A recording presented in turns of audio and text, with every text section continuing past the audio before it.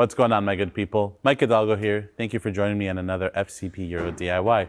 Today we're going to be working on a 2011 Volvo XC60 P3.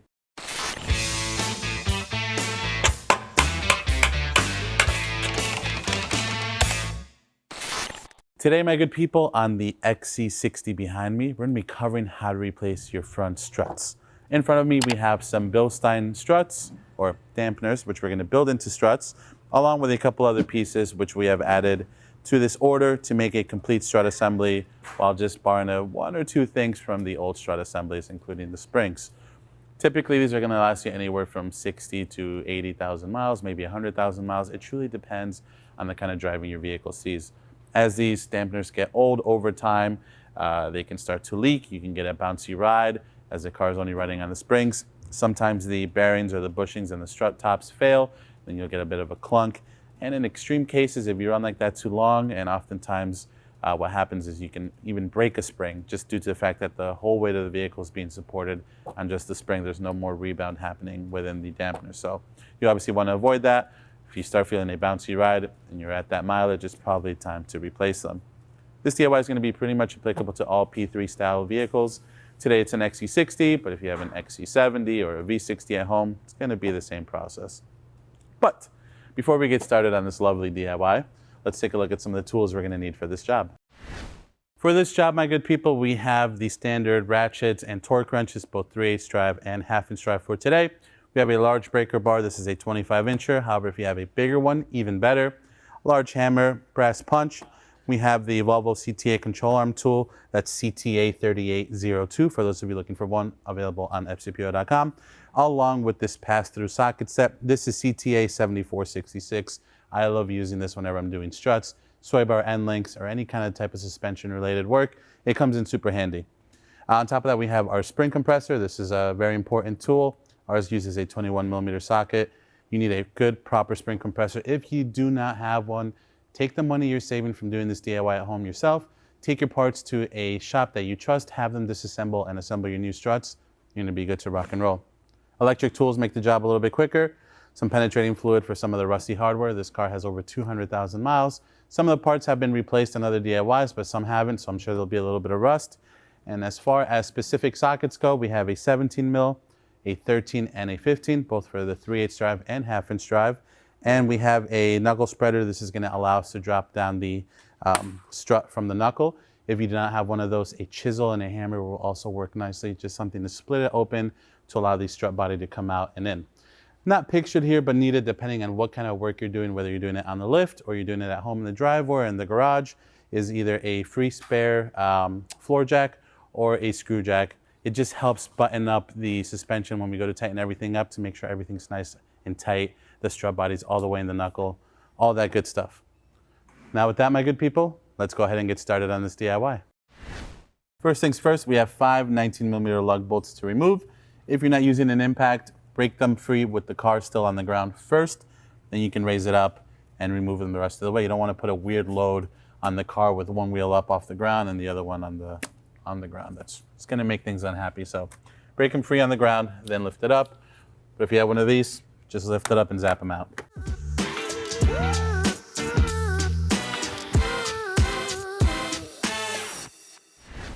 Next on our laundry list of things to do is we're going to pop the soft line off of the metal bracket. It's got a rubber grommet that holds it in place.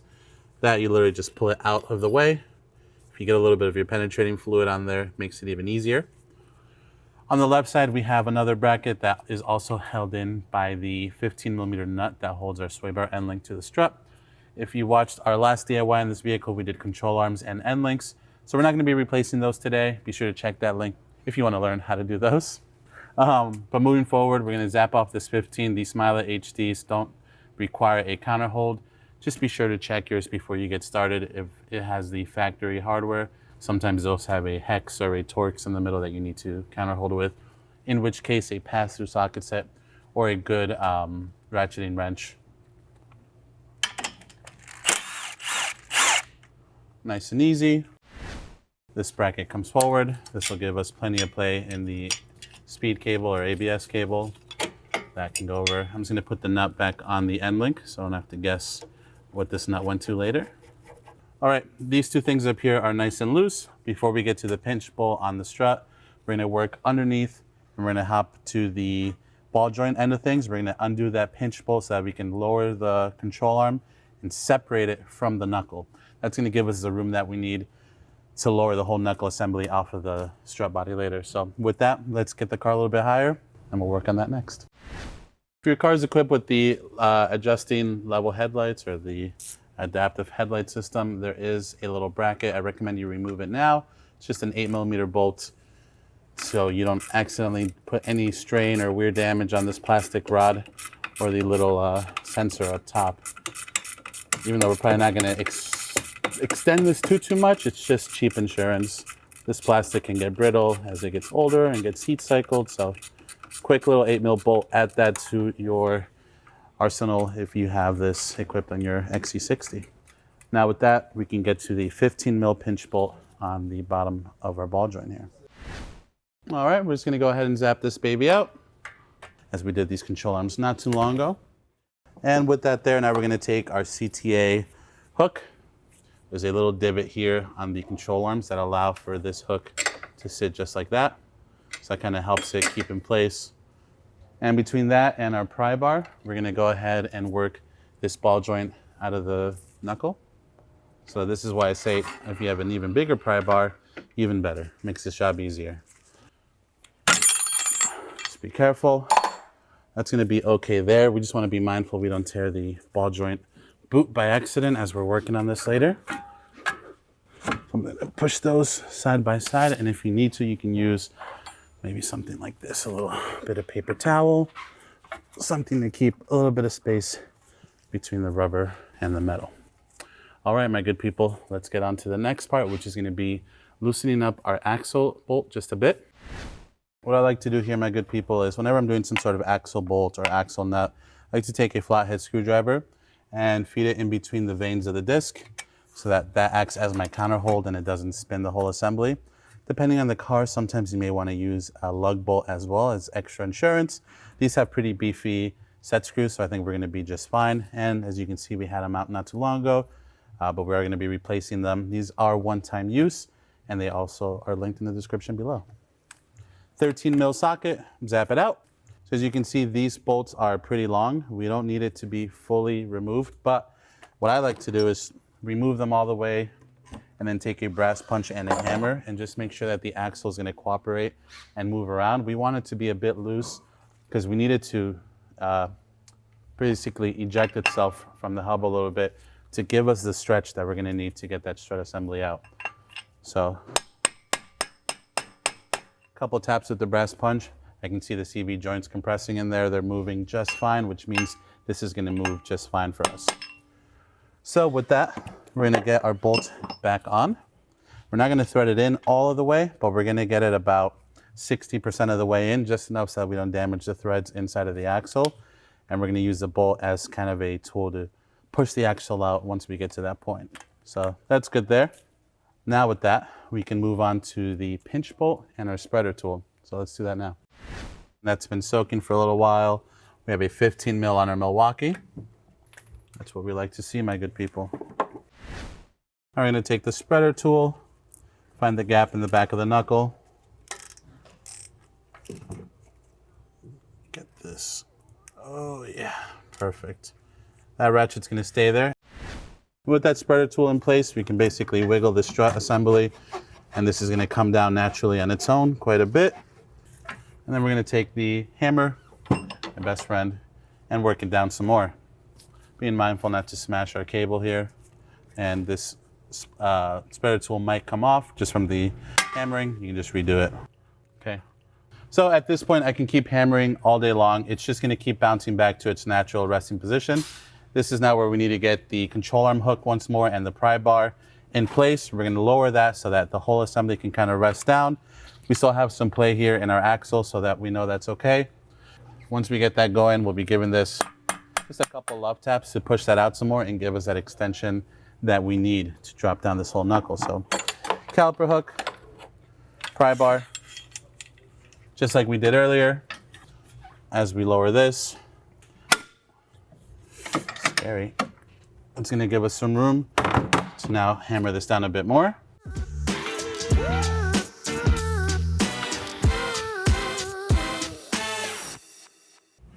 And then it can come back up, rest on its own. Between the tie rod, the bottom of the control arm, and the axle still being bolted up, everything is still happily suspended. The control arm has a lot of tension on it, which makes this job so hard actually, but in this case, also kind of helps us a little bit once we have everything disassembled like this. So with that, we're gonna get a little bit more eye level with the engine bay of the car, find the 3 bolts that hold the strut in place, and pull it out. All right, my good people, up top, our strut top bolts are located underneath the cowl section here. To get easy access to that, we're gonna lift up this rubber trim. That should be more than enough. We have 2 plastic rivets here. I'm just gonna use my same flathead from earlier and pop them up.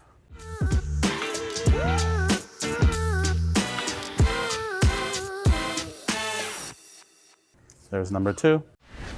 And then with that up, we can lift up this cowl a bit. Watch out for this little rubber foam piece on the end. I'm gonna pop this little trim piece over here off as well. Just has a little plastic tab on the back side.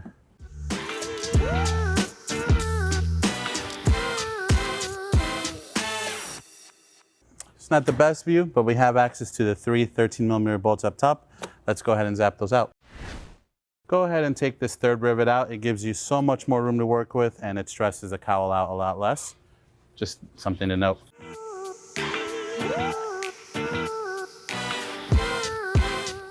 As we do this last 13mm bolt, I'm gonna reach underneath with my other hand and grab the strut body. That way it doesn't drop, take out a line with it by accident, or hit the floor for that matter. And then we can pull it out, bring it over to the bench, take our spring out of it, and build our new strut assembly.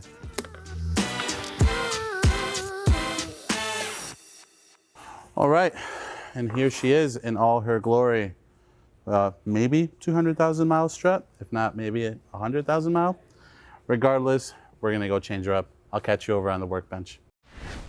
All right, my good people, we have a strut assembly out of the car now. We're gonna cover how to dismantle or disassemble so we can take pretty much, I think, just our coil spring today. We have new spring pads and strut mounts and unbearings, so all that stuff will be new bump stop and new sleeve. Oftentimes you can reuse the spring pads, you can reuse the dust boot if it's still in good shape, the bellow. We have new ones. This one's not bad though. These are pretty decent hard plastic. They're not like some of the softer ones that you'll see like on BMWs that can kind of tend to tear. Regardless, keep in mind if you can, go ahead and replace everything while you're at it. You don't have to worry about it for the next 100,000 miles. Now, on the P3 chassis, there's a couple things we want to note. One, the strut assembly goes in one way, of course. You want to make sure you got the proper side for the driver's side or passenger side, depending on what side you're doing. Pay attention to the location of the tab for the sway bar end link attachment. Pay attention to the location of the bracket for the soft line. On the back side, they're going to look a little bit different. This factory damper has a little tab. This is what kind of keys in between that split and the knuckle that we opened up earlier. Just as an example, on the Bilstein unit, everything is pretty much the same, except for the fin on the back. Instead of a tiny little tab, we get a whole fin. So still the same idea, just it might look a little bit different. Now, another thing we want to pay attention to is the alignment on the parts that we're going to be messing with over here.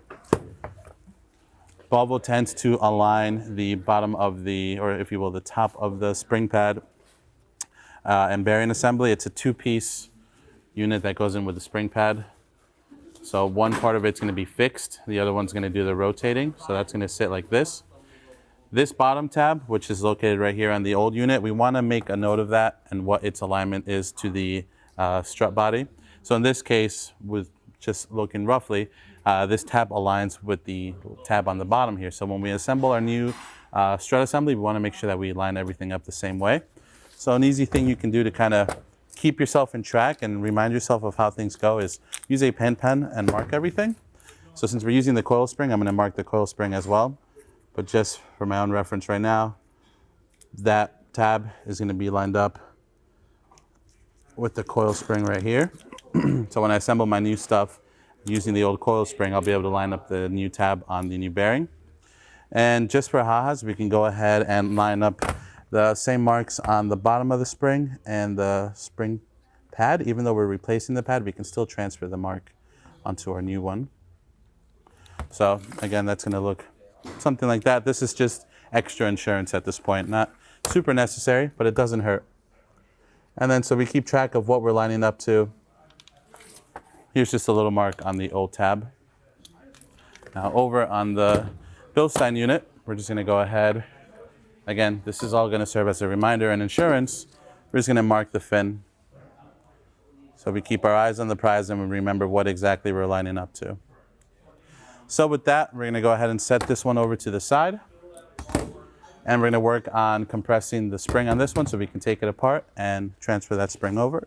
This is the part where I tell you if you are unable or you're uncomfortable in doing this process, take the money that you're saving from doing this DIY at home yourself and go to your local shop, someone that you trust that has a proper spring compressor tool, and have them disassemble your strut assemblies and assemble your new one for you. 50, 100 bucks, whatever it may cost, is worth doing versus risking it and either hurting yourself or hurting the car while doing this at home. But with that, let's get into it with the spring compressor. I'm gonna go ahead. We have our plates lined up. I'm gonna adjust the tool accordingly, and then we'll get it on the springs and clamp them down.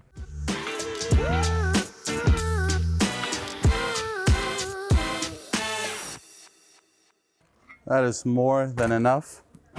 Now we're gonna go ahead and take our pass-through socket set. One thing to keep in mind, the hardware sizes do change on these from the factory dampeners to the new Bilsteins. The lock nut on this one is an 18. The new one is a 19. So we have both sockets on the table ready to rock and roll. Make sure your 6mm hex is sitting all the way flush inside of the head of the strut here. You don't want to strip that or break it, and then you're going to be having a much harder time taking these apart. For those of you not taking these apart and just replacing the strut assembly, maybe you're building a new one from scratch, be sure to pay attention to the paint marks on the springs so you know which ones to order. And if you have trouble with it, reach out to our service team at service@fcpro.com with your VIN, and they can help you find the right springs for your vehicle.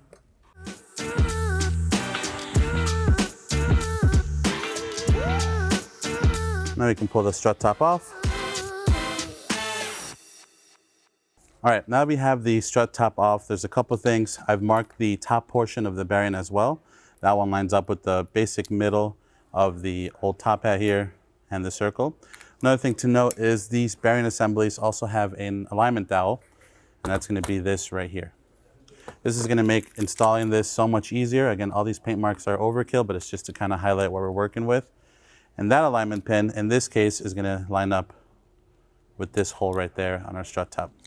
That's gonna make sure that everything's facing the right direction when we put it together, along with the little tabs up front, which we've marked just for reference when we put our spring and everything else in. We're gonna feed this in.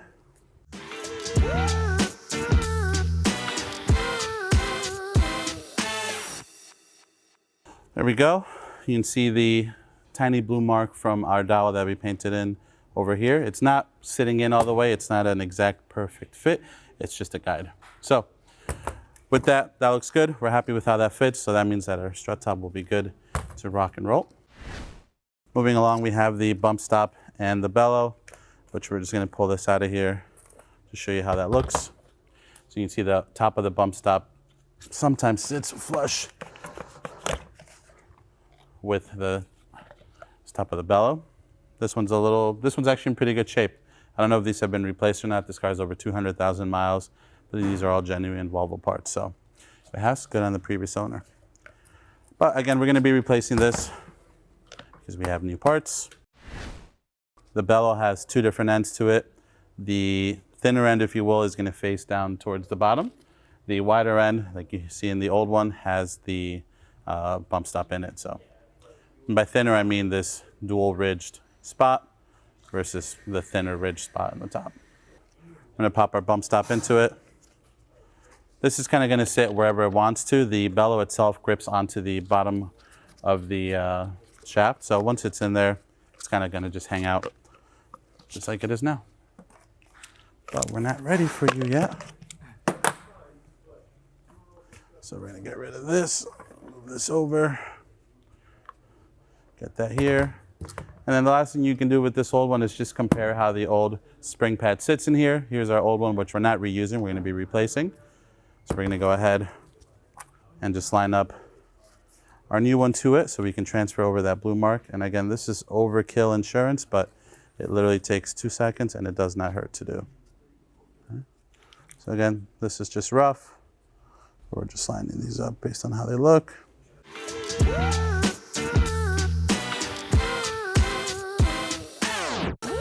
There's little nipples on the bottom that we're going to pull through to lock the spring perch in place. They go through the bottom of the spring perch here.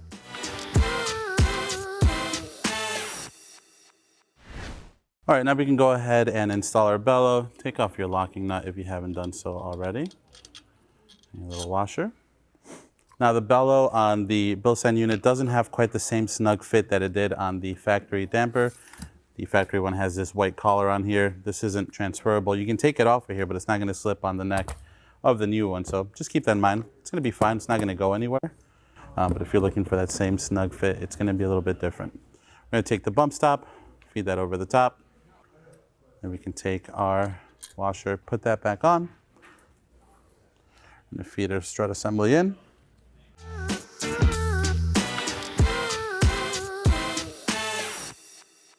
Okay, for now everything's going to be kind of loose, but there is worth noting, even though we have our blue marks, the coil springs always have a butt that butt up to the inside of the old spring pad. So you can see here, there's a little shiny groove on the old spring pad. That's where that butt used to sit. So the same thing's going to happen on our new one. We don't have to worry about that too much until we start loosening up the spring compressor when we're lining everything up. All right. Then with that, we have our strut top with our bearing and our top spring perch. This one just goes over the neck like that.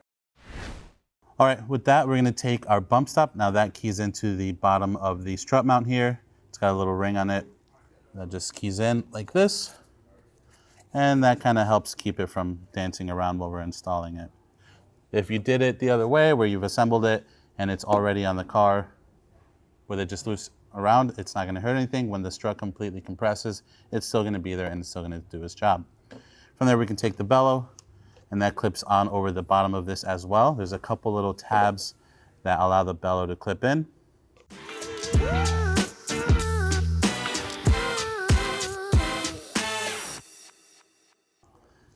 And with that, now we have our bump stop and bellow assembled. This can go on the strut now, so let's go ahead and do that next. All right, so with that, I'm just gonna stand this up. Again, I'm sure I've mentioned this in the past or in other videos, but coil springs always have a little butt that kind of keys into the spring pads. Sometimes like the upper spring pad on this doesn't have one, so it can kind of go in however it wants. But for the lower one, in this case, it has one. So just make sure that lines up. And in our case, having that lined up also aligns the spring with the mark that I made on my spring pad, which is also lining up with the fin on the back of the strut. So again, it's not perfect as far as my marks go. I transferred them over, but it makes me know that everything is in line. So with that, I'm gonna get this top mount situated in here. You're gonna lose the view of the alignments for a little bit, but that's more for me now because I'm installing this so I can see what I'm doing. I'm gonna feed this on.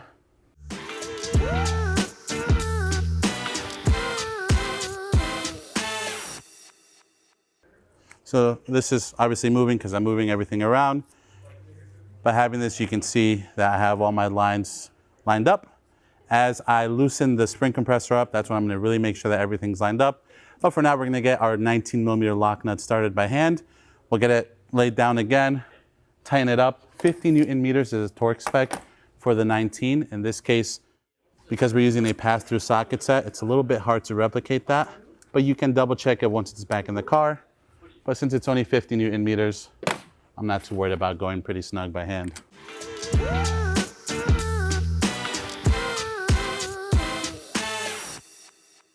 With that, we're gonna go ahead and stand this up. I'm gonna make sure all my lines are appropriate. The butt of my spring is seated up against the bump stop, or the little bump on the actual spring perch down below.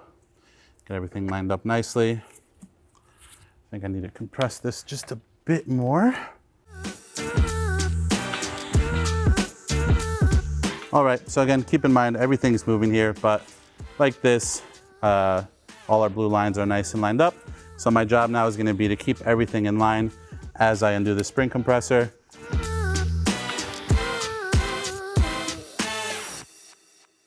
All right, my good people. And that is what this should look like. We got the flat side facing the back towards our fin. Everything's lined up. Let's hop back over to the XC60 and get this installed. All right, I'm gonna feed the strut body in. Be mindful on your car, whichever side you're working on, that your ABS cable is on the right side or left side if it was on that originally, and your brake line is on the same side that it was when you put the strut body in. So for me, the ABS cable is on the left, soft line's on the right. I wanna make sure the strut body sits in between those two, and because we're not attaching it to the knuckle just yet, there's always a little bit of room for adjustment, but just be mindful of that.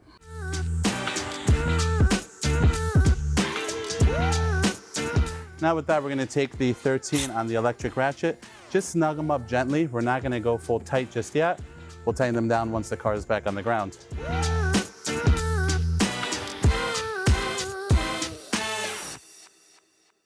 With that, let's get the car back up in the air, get the strut body and the knuckle mated together, and go from there. All right, now we're gonna go ahead and work the knuckle assembly into the new strut. So again, using a combination of the control arm hook from CTA and our pry bar, we're gonna use it to lower everything, get those two kind of kissing together, and then we can work it up from there. If you have a second set of hands, it never hurts to ask for help, especially when doing a tedious job like this one. So with that, now we should be able to push these two together, and friendly reminder, we still have the spreader tool situated in place.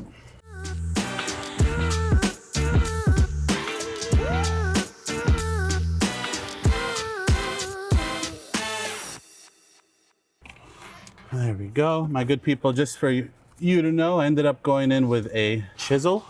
My spreader tool was not really cooperating, not really helping me out here. So I moved over to a chisel.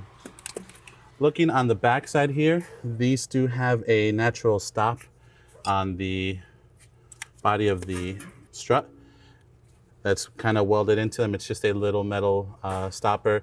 That's going to tell you when this is fully seated, which we're going to use the screw jack to do. But for now, I'm just going to get it up as high as I can by hand, get the spreader tool out, and then we're going to work on getting the ball joint situated, and then we'll come back up top here to deal with the pinch bolt. Now we're going to take our control arm hook, our pry bar once more, get this baby situated.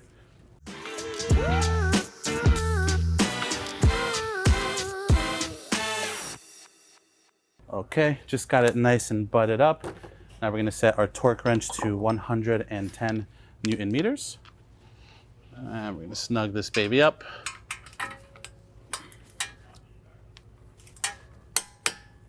Beautiful. And I'm just going to mark it with some torque seal. All right. Now with that situated, we can move up to the pinch bolt, which when I went up and pushed on this whole assembly to get the splitter off, I was actually able to butt it up with the little perch on the strut body that keeps it from maxing out or going too far. But regardless, we'll give you a quick visual of how that would look if you were doing it with a floor jack or a screw jack at home and you needed to get it up just a little bit more. All right, so in this case, we have our knuckle all the way up. I just got lucky. I was frustrated enough. I was able to get it up there and it snug up to the butt on the little tab on the back of the strut body. But if you're doing this alone at home again and you're in an awkward position, right under here on the bottom of the ball joint, you can use a screw jack or floor jack, maybe a little piece of wood if you don't want to ding up the metal surface, and just jack it up slowly with the pinch or spreader tool still in place. That way it can go up freely, butt it up against the metal tab, and then release your spreader tool, and it'll clamp down on the strut body on its own, and you can kind of let it be. So with that, we're going to continue on. We're going to get our new pinch screw in. There we go. Catch a couple threads. Then we're going to snug it up using the impact, just like we did with the bottom one, before we torque it down.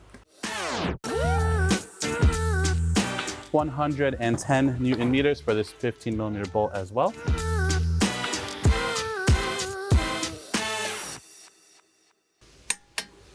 There we go, baby. I'm gonna throw a little bit of torque seal on there for my own sanity.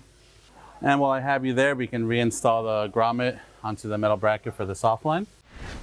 That just pops right back in. Now let's hop over to the other side and do our sway bar. We're gonna take our sway bar, swing that baby over, get that in, get our bracket over with our ABS cable, make sure nothing's bound up. And there's also a plastic tab back here that the ABS cable kind of keys onto. There's 2 tabs. Make sure whichever one accommodates it better, it goes on.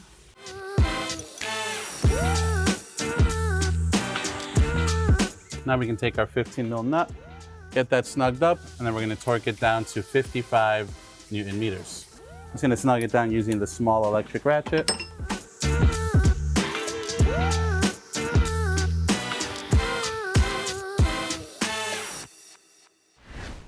All right, and if your vehicle again is equipped with the adaptive headlights, don't forget to get the 8mm bolt back in for this bracket.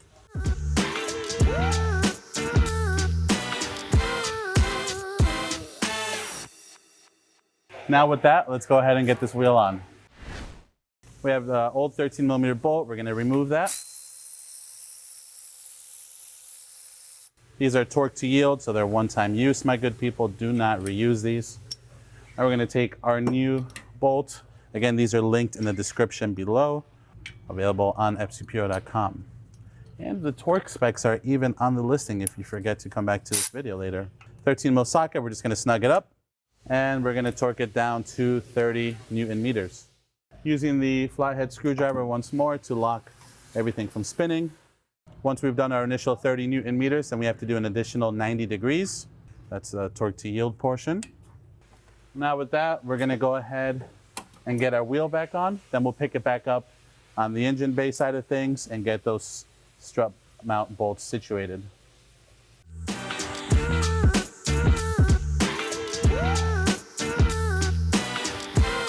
$19mm, we're just gonna snug these evenly, drop the car on the ground, and torque them to 140 Newton meters.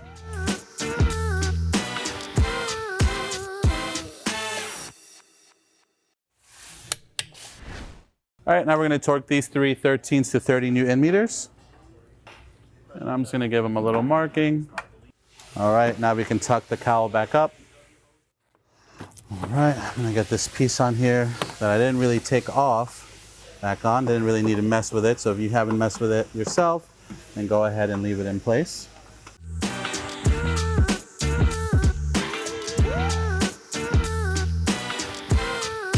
Make sure if your cowl came out, keys back into this little strip at the bottom of the glass, or 3 rivets back in place.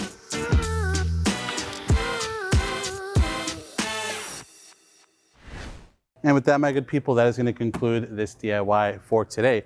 Overall, a little bit of a tedious job on the XC60 or the P3 chassis in general, but with the proper tools, aka the control arm hook being probably one of the most crucial ones for this job, it's definitely doable at home.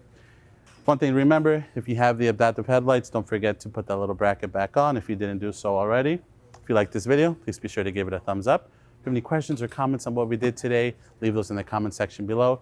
And if you like this DIY and you want to see more like them, please consider subscribing. We make new ones all the time. As always, thank you so much for watching. We'll catch you in the next one.